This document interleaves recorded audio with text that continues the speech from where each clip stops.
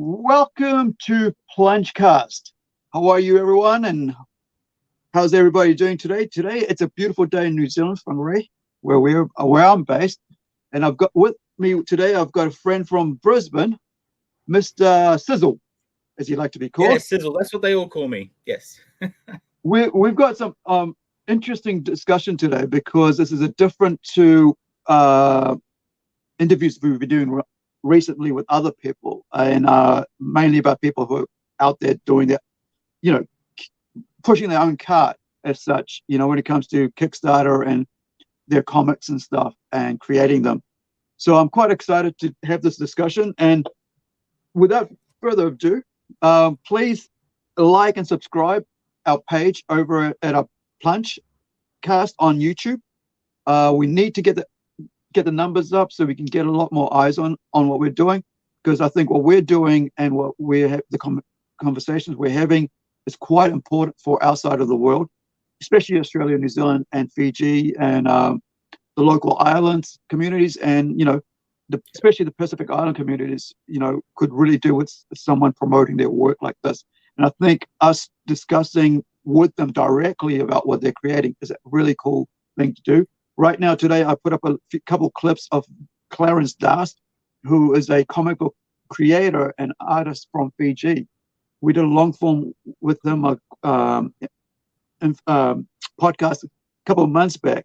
But I did a couple clips so you can have a look at that and see what he's about. But also check out the links on there. So check out the big one podcast that we did with him. I think it was about 2 hours long, but it was really cool. I had my co-host Shane, who's also an artist, and he's the one who did the variant cover for the Intrigue that's on Kickstarter right now. Oh, nice. So I want to thank you, Syddall, for joining me, and thank you for coming out, and jumping on here, because I think the friendship we're building across the ditch with you Aussie guys is really special to me, because I think, as I mentioned on the chat, I have two brothers over there in Aussie, and they're both younger than me, so I'm the oldest.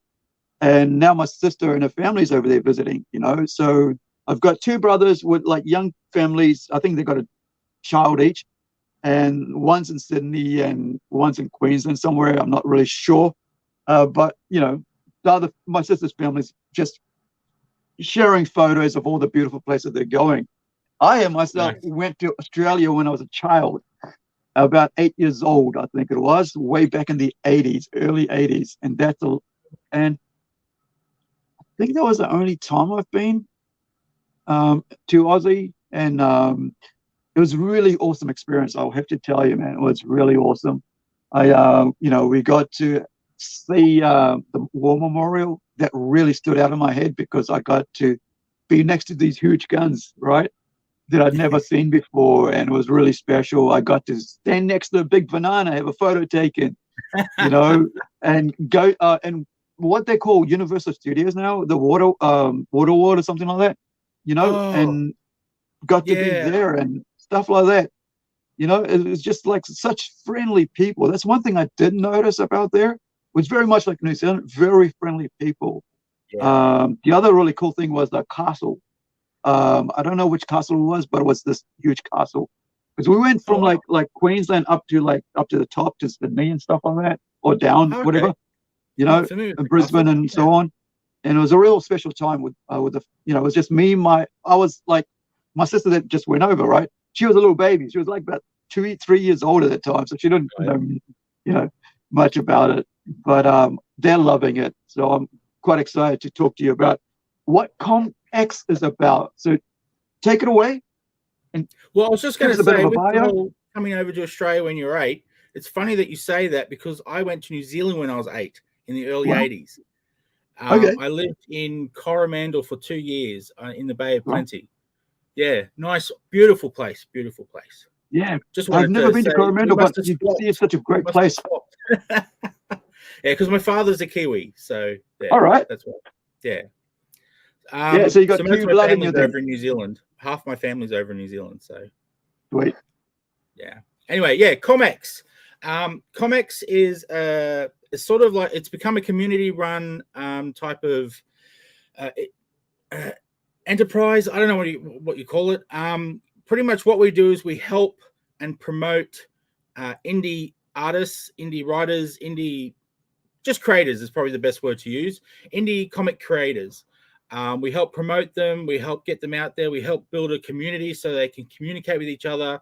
That's one of my favorite things about the community is where we've initiated a lot of collaborations between artists who may have never found each other otherwise. So that's been really cool to be a part of. And during this building of the community, we keep trying to think of ways to help the indie art creators get their books out there, get themselves out there. And at one stage, someone suggested to me that we become a publisher. So ComX Studio was born, and we now publish creator-owned comics. So almost all our comics are creator-owned. We have one comic, which is this one here, which I co-write to a degree or just co-plot to a degree with other creators. They're given a lot of freedom for the stories of Syddall. It's like a superhero, but they get to interpret how they want. So there's 3 stories in each book, and they're all very different because there's no real canon to the Syddall story.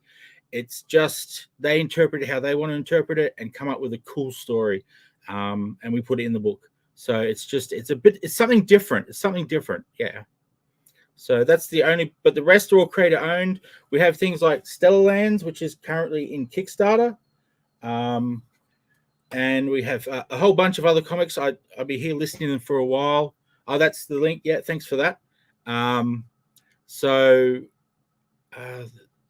we have things like Foes, Liza Ray, No Man's Land. This is why I hate listing them, so I'll forget someone. Ben Kitty and Battle for Bustle. We've just gone into collaboration, like I was saying before, with Psycho Janitor Publishing to do a book called Ring Around the Rosie. We just released, that's another one that's in Kickstarter, but I don't have a copy of it because I don't have a proof, is Battery Hen. The creator has the proof for that. And I think that's all of them. I hope I didn't forget anyone. And so that's what ComX Studio is all about. ComX community is all about support and building a community. Let me just throw this up. Just give me 1 sec. There we go. There's a title of that book that's on there right now. Cool. We own a studio ourselves with Plunge Studios, so I understand how, working that sort of thing. Like, I mean, there's a difference between like just being someone who gets together with somebody else and does, goes on and creates something.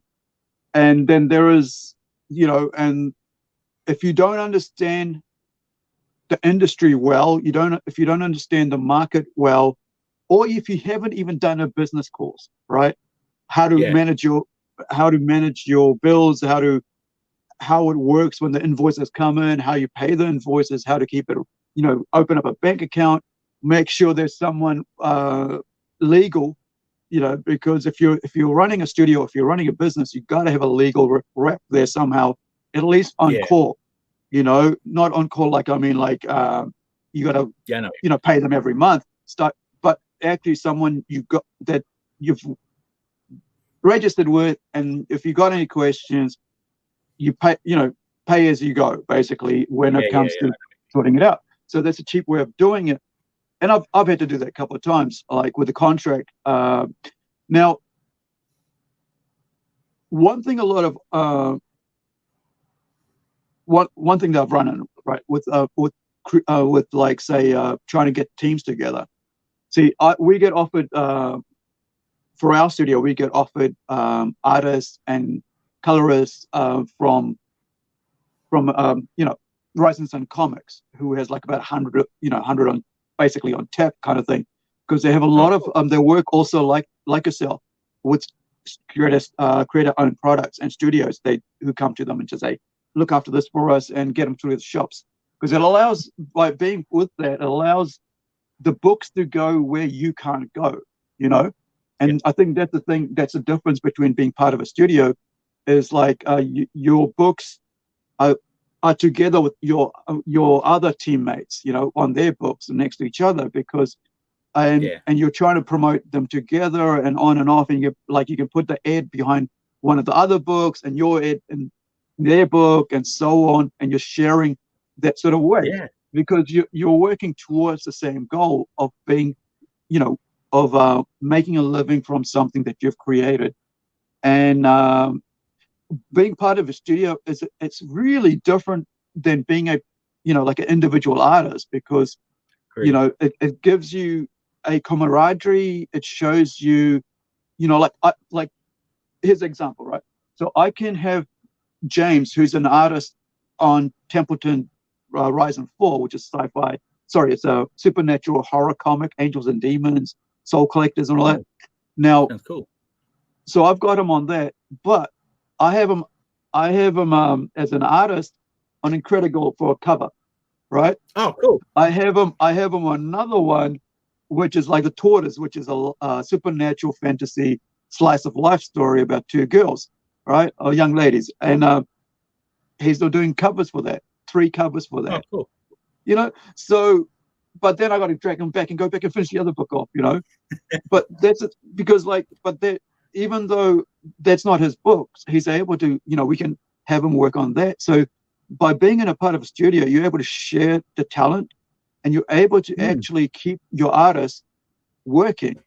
You don't, it's not like, I have to look for work now. It's like, hey, anybody else want anything, And I think that's what, is that how you see what you guys are doing with your studio, with ComX?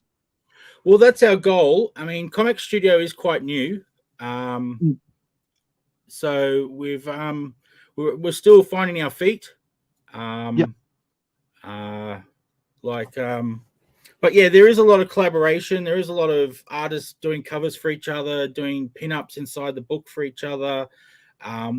This comic here has about, I don't even know how many. It's like about a dozen artists have done a panel each to explain a certain part of the story that needs to have all different art styles on the page.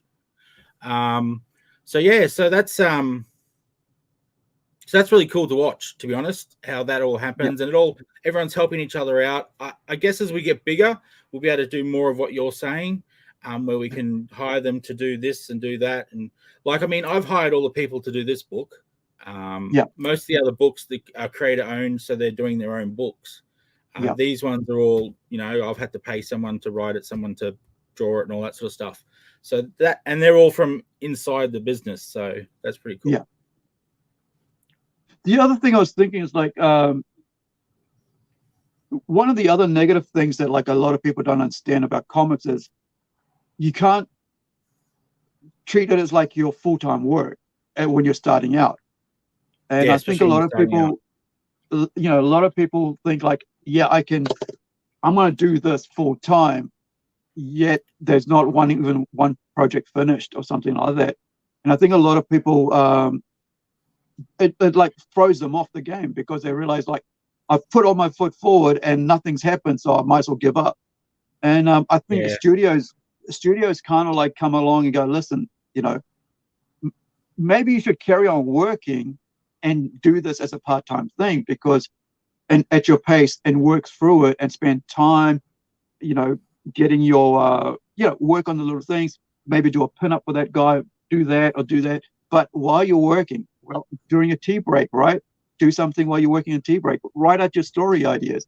I think a lot of times people forget that, right? That while you're working a menial job, your brain is elsewhere, creating stuff, and you're working out your theories about how your story is going to be, or how your plot point's going to work, and how your universe and the characters can build.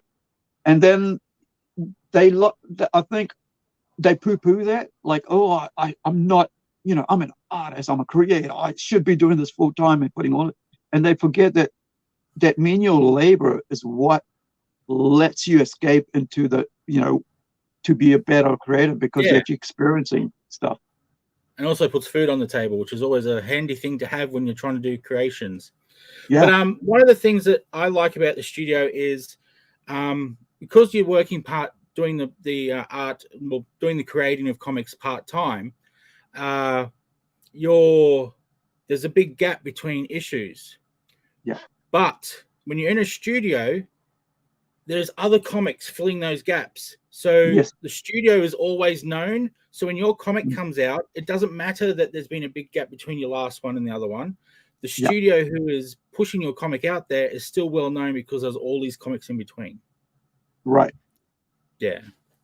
Yeah, and that gives you a track record, right? Like every time you have a successful campaign and your artists are out there promoting their book, when their book finishes, they're out there promoting your book, you know, and so on. And that's the benefits of being part of a studio, because you got someone looking after looking over your back to make sure that, you know, everything's moving and are supportive of what's going on.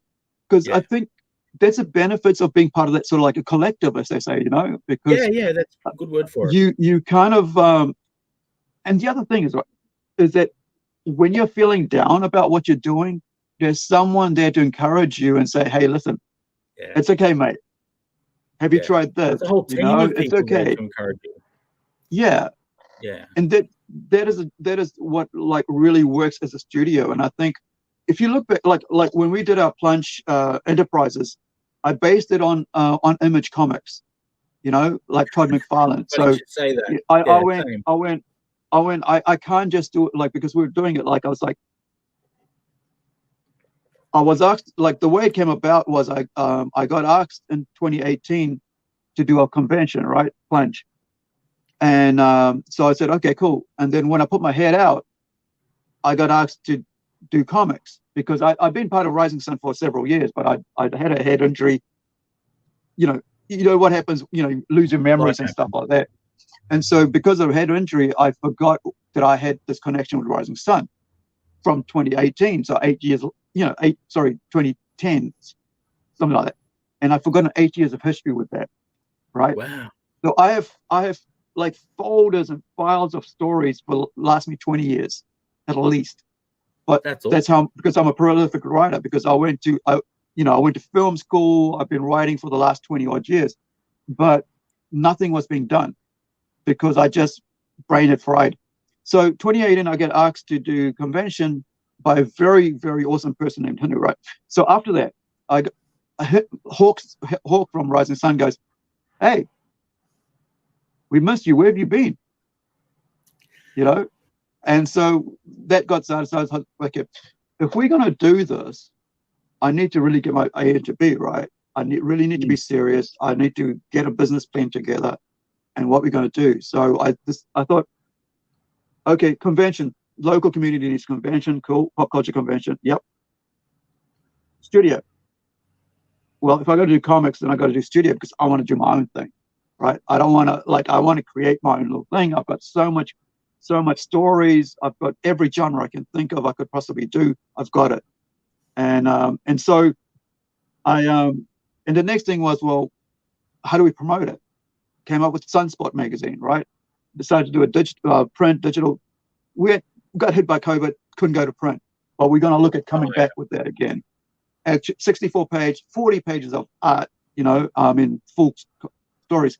And then the other thing was like, well, we need a website, you know?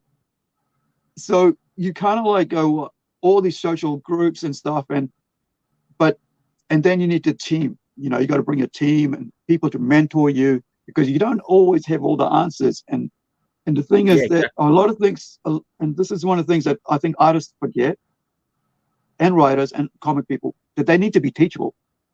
You know, coming into a studio, they really need to be teachable, because what you know, they don't know. You know, because they come in, they think they know all the answers. They think if I do the work, it's done. I don't have to do anything else. You know, here's my comic. It's all finished. I'll see you later. Go sell it. And it's like, this is not how it works. You're competing against billion-dollar industries out there. There's about 7 of them that we all know of, and 2 of them destroy every comic store, you know, they get into, because like they have so many books, you know, 100 books a month, right? Compared, you know, of the most famous people in the world. I mean, characters in the world. so I think that's like that's what I've found is like a lot of even myself, like I've come in thinking, oh, I've got this, and I'm like, actually no, I need to just be open to information, and I think that's the joy of being part of a studio. Have you had experiences like that? And yeah. Well, what you're saying there as well. Can you imagine a creator on his own trying to do all those things: website, social media, marketing, planning things out, business plan? That would just be crazy. You wouldn't have any time to actually make the comic. So that's one benefit of the studio for sure. But I mean, the studio itself is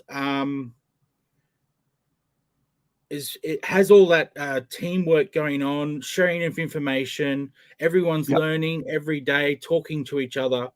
But there's a wider community that ComX has created in Australia, which is many publishers and many studios, or whatever you want to call them, and many creators. We have like 150 in the group at the moment, I think. Awesome. So all sharing information with each other, all collaborating, all learning from each other, which is an amazing thing to watch. Yeah, sure. Yeah. Okay.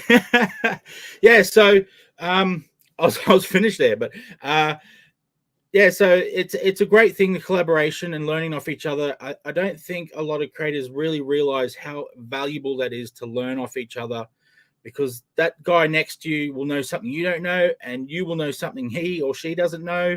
So it's very important to just get to know all your other creators around you, to just get that information, because there's so much to learn. I learn every day something new, every day. So creators are no different. They don't know everything, whether they think they do or not. They don't know everything. I don't know everything. I'm still learning from all the people around me as well. So yeah. But that's the benefit, right? Because you've got like other people in the group that know something that you don't know, or the other person doesn't know, and so there's this sharing of tips, ideas, information, connections, contacts, outlets, right? Because you might get somebody might have a cheaper know somebody who's doing a cheaper product, but might be better quality, but a cheaper price for it. Stuff like that, like say if somebody wants to get a friggin' pin done, right? And rather than like going out and buying a $200-300 machine, somebody can actually do it for a couple cents, 20 cents for you.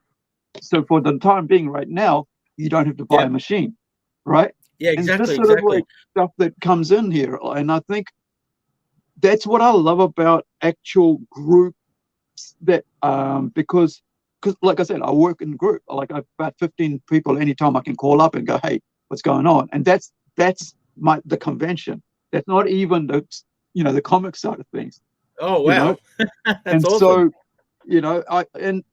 and the other thing is, you have in your position and my position, we're managers. We're not like dictators. We're managing people's ideas and getting them to make sure they connect with the right people to create the best product they can. And exactly. I think that's the best part of it. I think like I'm very picky with my own art. So I don't, and what I've noticed is that when I get to see other people's work, interpreted of my own stuff, I get blown away, because I know that I'm very bad at art. But when I see other people's interpretation of what they've come up with for my work and what I've thought of, and because I usually, when I'm doing it, I just send them mock-ups of photo collages of what I want and little notes. I'll cut and paste photos, because now you got AI to do that if you want, but I still don't use it, because it's not going to give me what I want, to what I'm looking at. And you can only trick it enough to do something, but I find it like photo collages is the best for me, because it's not being an artist, and I think it's the same thing. Like, I mean, like if you've got like a writer who doesn't understand the artist's mind, because I mean, I'm an artist, so I understand the artist's mind. How long it will take, what the processes are. He's going to have ample time to sort out. Not only that, the guy's got to come up with the characters the way you want it, And there's only so much he's going to put up with you trying to change it, and so there's got to be balance of and that's where, like, being in the studio, you can come in and go, hey, listen, I think you need to calm down and just let him do a bit, and then we'll see what comes in. Looks like another one. Give me one sec, please. Oh, okay. Deliveries must be that time of the morning. So I guess I could do a little plug here. ComX is all about Australian indie artists. I probably should creators. I should probably say.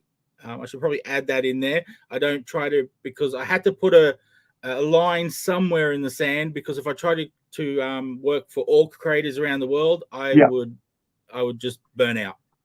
So I had to put a line somewhere, and it was the Australian industry that inspired me to start this. So it makes sense that's who I'm supporting. Yeah. I think if, there is enough out there for everybody else, right? I mean, they can do their thing. It's like if you can't work in your own home base, there's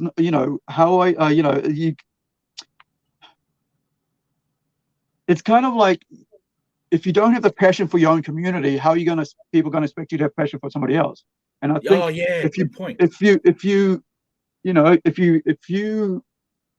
got to be in your own community lifting people up, right? And then that whatever comes out of that. But the plus is to start somewhere, and I think starting at home, is probably the best way to go. And I think for me, like, you kind of like, I mean, we're trying to lift up creators locally, but we can't do that unless we inspire them, right?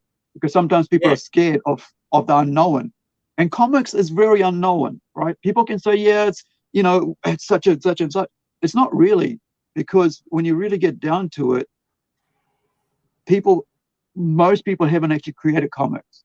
They might have read it, they might have seen it, they don't even teach them in schools to show you how to the process of it. But now they are, because of manga, not because of Superman, but because of manga. Because every library that I know in New Zealand has manga in it. They might have, because the reason for that is because it's so easy to get hold of, and because mainly females love that stuff, because they're not color oriented, right? So I found that a lot more female artists are coming up with manga art style, anime style, and so whereas and that's not, I don't mean like percentage wise, I mean it could be 40-60, right? But there is enough more coming up than there was before.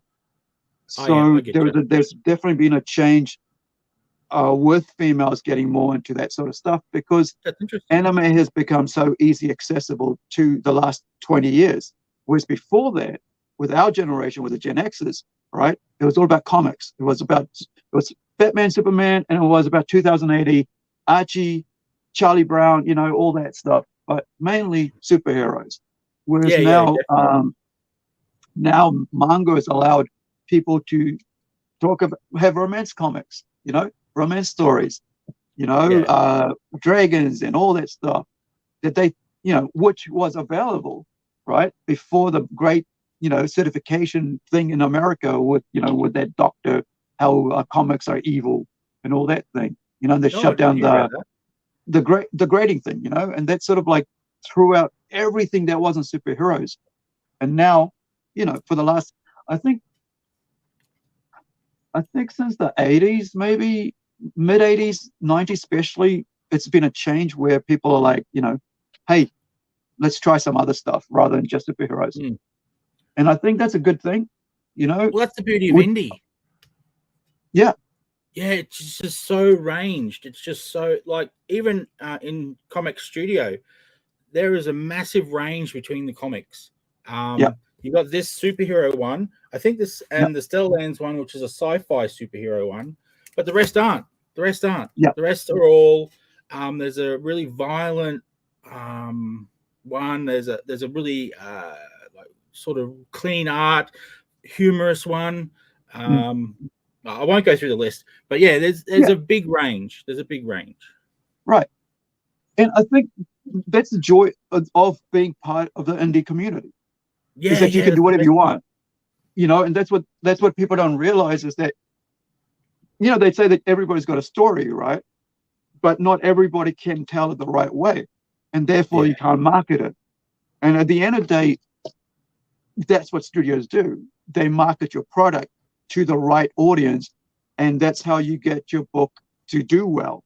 And I think, however, Kickstarter has kind of made it where you don't have to worry about the market.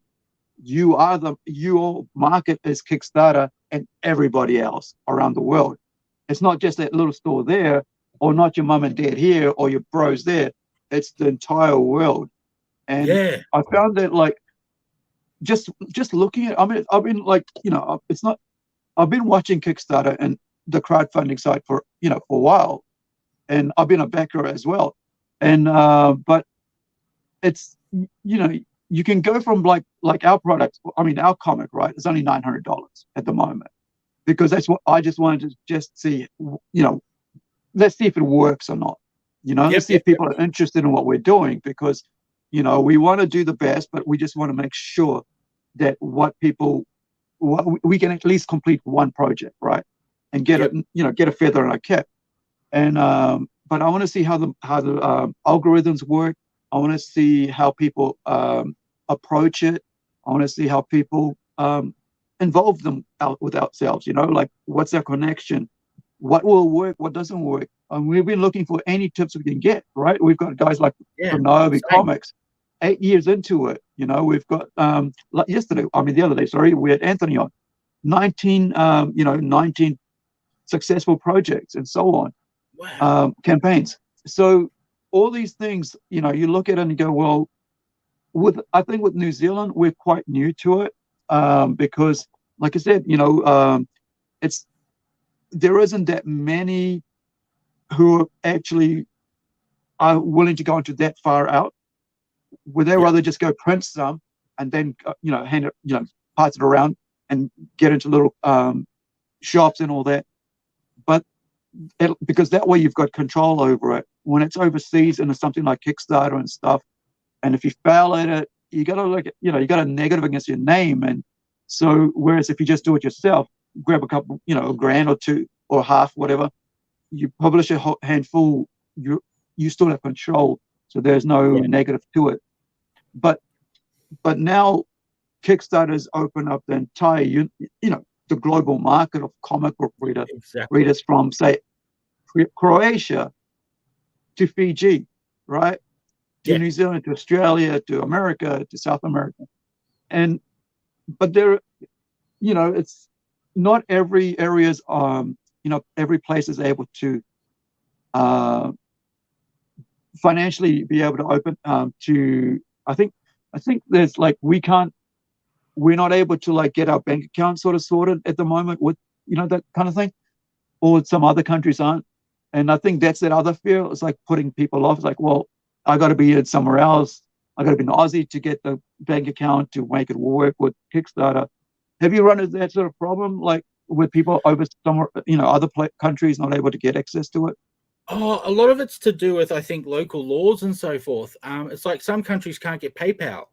And so it's just the same thing with some countries can't get Kickstarters. I got a friend in Japan, and it's more of a cultural thing. It's not a law thing. He says, I mean, this is generalizing, but he said a lot of the cases, they don't like to put money into stuff that's overseas. They don't trust it. It's like a trust issue. Like people used to be with credit cards. They didn't used to trust tapping them, and now everyone taps them.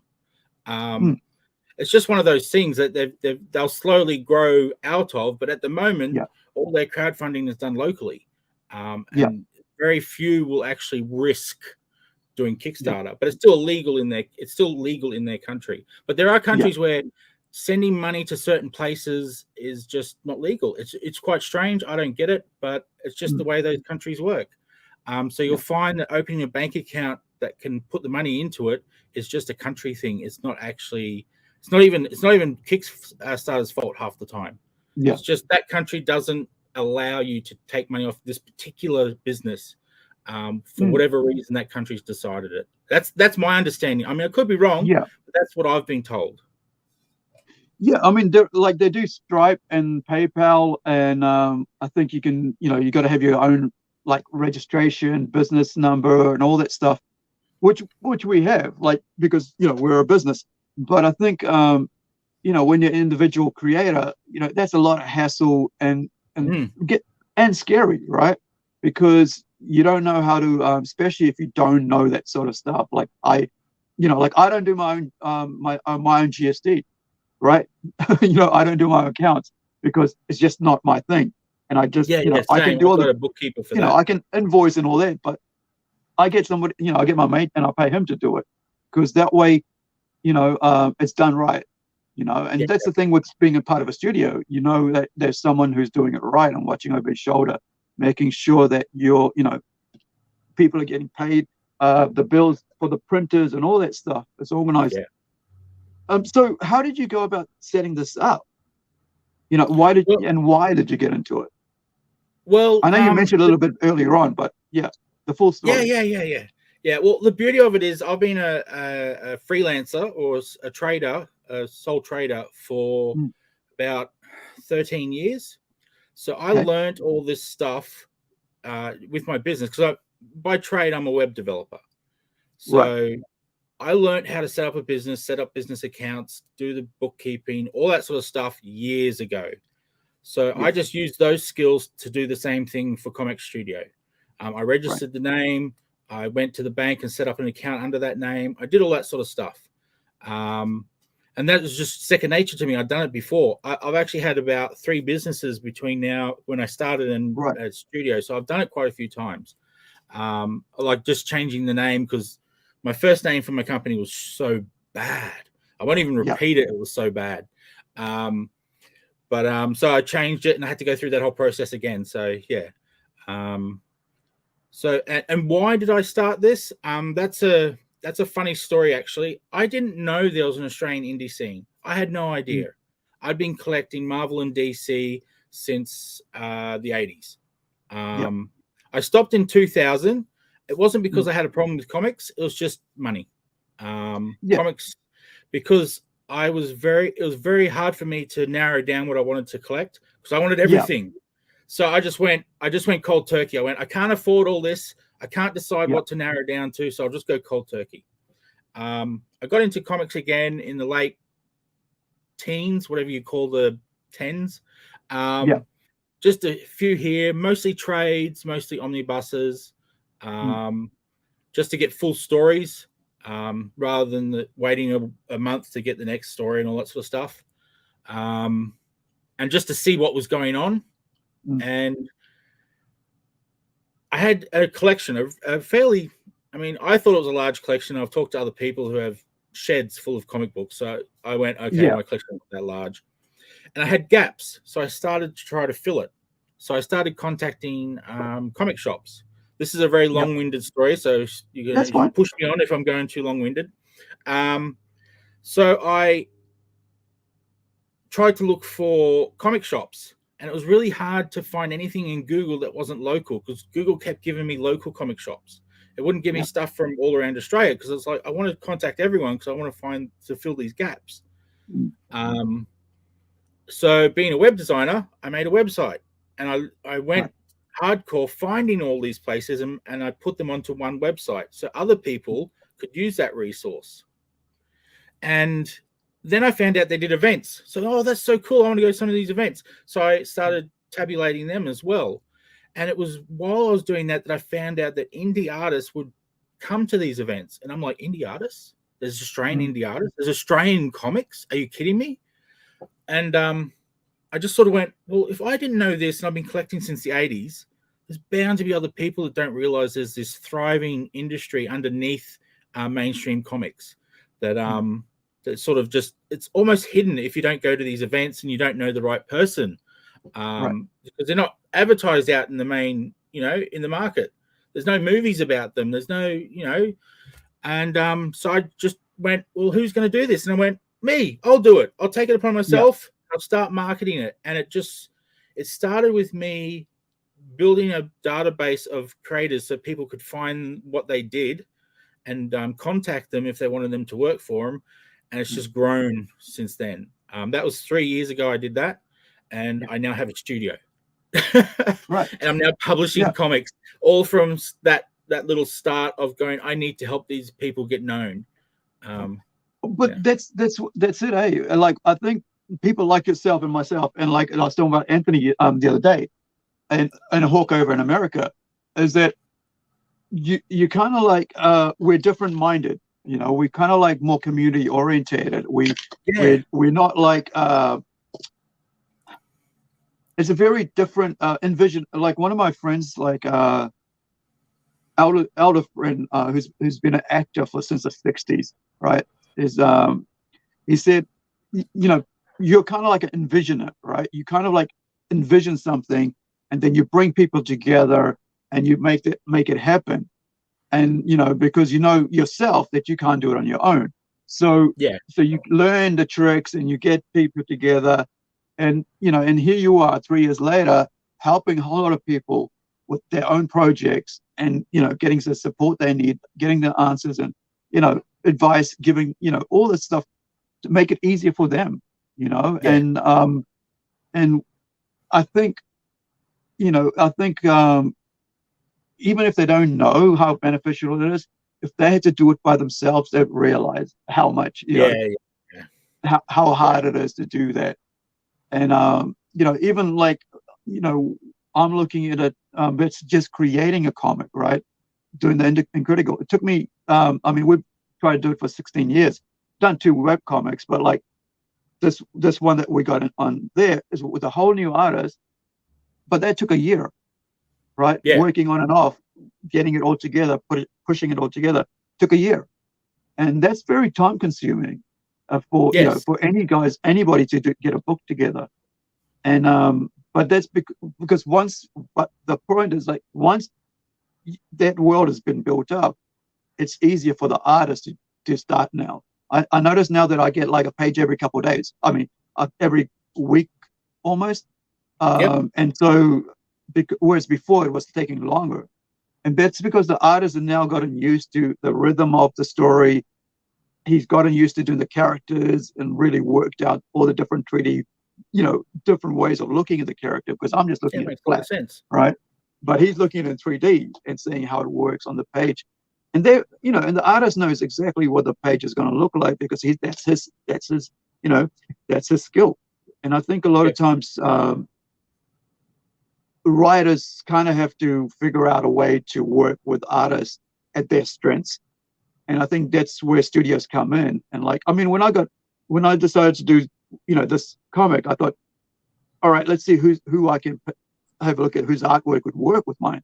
And, you know, Kevin seemed to be the one who, you know, seemed to be more fluid, and the style seemed to work. But then, you know, then we've got somebody else doing the covers, you know, and all this other stuff. And you go, okay, we'll put that person on something else now because that works there. And I think having all these different, you know, projects on the go, as you said earlier, right? It allows, I'm not sure if it was before we off air that we talked about, you know, off cam, but like how it allows you to have, you know, things coming out all the time. Tell us about that a bit. Yeah, well, because we've got multiple creators, and so far it's just been a coincidence that they've all come out at different times to sort of try to keep the ComX Studio in the people's mind. We've noticed that there's a positive effect to that, so we're looking to actually do that on purpose, to actually release things over, you know, I mean, all things being even, it'd be every month or every 2 months, depending how many comics we have coming out at the time. I've seen another creator do it, and it's working well for him. He's a publisher as well, but he publishes a lot of his own books. So rather than what we're doing, which is creator owned. So, but yeah, he's quite prolific with getting books out, and it seems to be working for him because they're all different titles. He's quite well known now because of it. That's Comics to Movies. I'll just plug them there. There you go. So he's got some Sean over there has got some pretty cool comics coming out on a regular basis. So seeing that works, we're trying to do the same thing. Yeah, we're trying to get more people involved with ComX Studio. We've started offering places in ComX Studio for people, and we've invited people if they want to be part of it, because it's pretty much all it is about helping each other, and all the people in the studio helping each other. You get that support that you don't get by yourself.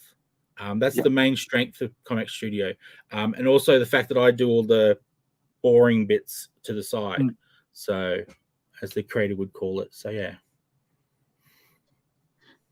Have you have you found it hard working with like people from different places and communities? Because not too much, because of the internet. The internet makes it so easy. We have a Discord channel for people to talk on. We take full advantage of Facebook Messenger for all the people who use Messenger. It's funny. Over the last 3 years, I've watched quite a few creators drop off Facebook. So we've had to find new ways to keep them in contact, usually the Discord channel. But we've found it's been pretty good so far. I mean, it would be nice to meet people face to face. That's always a nice thing. I went to Sydney recently. That was amazing, just getting to meet all the people from Sydney that I knew only online. But I mean, because of the internet, you can share art, you can share stories, you can just it's all there to share with each other digitally. So it hasn't been too much of a problem. It's just that face-to-face contact that just it's that level up in bonding that you don't get on the internet. Yeah, I mean, I find, I mean, I whenever I'm chatting with somebody, I like to put myself on camera, because that's my way of like, this is me, I'm having that personal connection there. Because otherwise, if I just have like, even if I'm like doing chat, like if I'm having conversation, you don't have to turn your video on, right? But I always do, because I want people to see my reaction to what they're saying, because that way I'm breaking down the barrier of just technology, because that way you can see what my reaction is, and and I want to see your reaction as well. So that way we understand, there is no miscommunication on what is being said, because like a lot of times, there is like, when you're talking, a lot of times there's facial things that happen, which I remember that people miss out on by just having text. Well, I remember in a marketing subject I did about a decade ago. Was it marketing or whatever it was? They were saying that there's something like 50 to 60% of communication is non-verbal. It's all in your body language and your facial expressions and all that sort of stuff. It's why texts and even phone calls can be misinterpreted, because you're not seeing the rest of the communication. So you have to make assumptions on what exactly is being said, because that word can mean something totally different if they've got that facial expression or they've got that facial expression. Yeah, so it makes a big difference. So I really love that you do that. And us Kiwis and us Aussies, right? You Aussies, like, we are very similar in our humor. And so sometimes people don't understand that if they just see it in writing. So it's easier to be on there and like saying this is a joke, right? So when they when you laugh, they know at the end of what you're saying, they know it's a joke, because otherwise they'll misinterpret the text for something else. And it can, like, especially because we're very laid back people compared to a lot of other countries. So I think that allows us to make fun of ourselves and and be a bit more of a jester element than to be like the stiff upper lip kind of people, and take themselves too seriously. And could be like dry humor, but might not come across if someone is from another culture and doesn't understand that. Like I had there was a story where I'd taken photos, right? I was in another country. I mean, like, I was in Fiji taking photos for reference for a project. Years, like 2014, I went to Fiji. But in my head, I knew I've got a comic project that's got to be done. It's all, the script's written, but I got to keep that in mind, that I have references. Turned out one of my toes was in my reference photo because I was lying in bed when I took the photo. Like the photo out there. Yeah, the toe was in the photo. I offended someone. Out of the entire photo, a toe of mine was in the photo. And so the reference photo had nothing to do with my toe, right? But my toe was there. So, yeah, it offended someone. And this is, so really? You don't know. Yeah. That's so strange. Yep. It cost me, a project. Wow. Yeah, it's so weird with how that works, doesn't it? It's just I had an entire issue finished of an 8-part series, right? And I think the pencils were all done, and that was excuse, not the excuse, but that was the reason. It's like, the guy thought I was hitting on them because I'd sent a photo out of like probably about 200 photos, and one had my toe. Wow, that's so weird.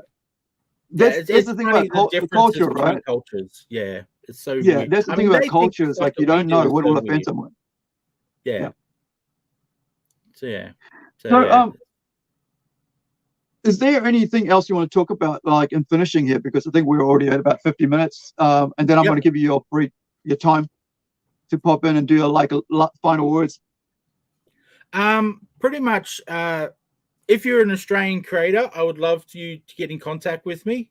I would love for you to go to a site that's called ComX, so comx.net.au. You can register there to be part of the database so that other people can find you, find your socials, find your art, find your stories, whatever it is that you do. And that would be awesome. If you're not a creator, or if you're just anyone for that matter, look us up. We've got some great comics. We've got some great products that you can find. There's something for everyone. We have the ComX.shop, so ComX, ComX.shop, which is 100% Australian indie comics.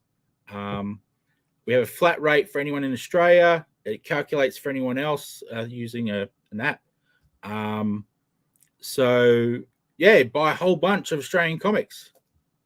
And they're not all ours. They're people from all around Australia. So we've got over 100 titles in there at the moment. Excellent. All right. Now, I'm going to let you do the final words, and then I'll put you on solo, and you can take it away. And cool. I guess what I should probably do is promote STELLARLANDS, because that's what's going on at the moment in ComX. So STELLARLANDS is like a sci-fi epic. It says part 1 of 8, but all these stories are all standalone. They connect in certain small ways. There's the Kickstarter. They connect in small ways. In that, like Daphne here on the cover, she might be in the background in another story. It's pretty much about an intergalactic war, looking at it from all different angles. And this particular story is about a superhero who does a bit of like a superhero type person, like a metahuman, I guess you'd call him, doing a bit of espionage, getting some data from a distant moon that they need to, so the war doesn't escalate, I guess, is I think what the thing's all about. It's beautiful art by Ben Worrell. I hope I pronounced that right, Ben. And a great story by Max. That's the writer. And I'm so proud that this is part of ComX Studio. And so if you could support the Kickstarter, even if it's just to get a PDF, even if it's just say you've got no money, go along, get the link, share it. That's all we ask, because you're bound to have a friend who wants to get a piece of this action. So, and there's the author there, Max.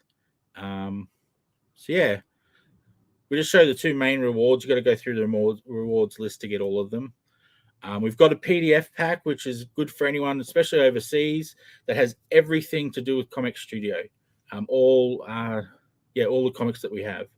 So, So I guess that's probably my main thing. The other thing as well would be there's Rosie .comx.studio. That's another Kickstarter that we're part of. We're in collaborations with Psychogenitor for that one. And yeah, go support that. Very different comic, no superheroes, very gritty stories, very indie. So yeah.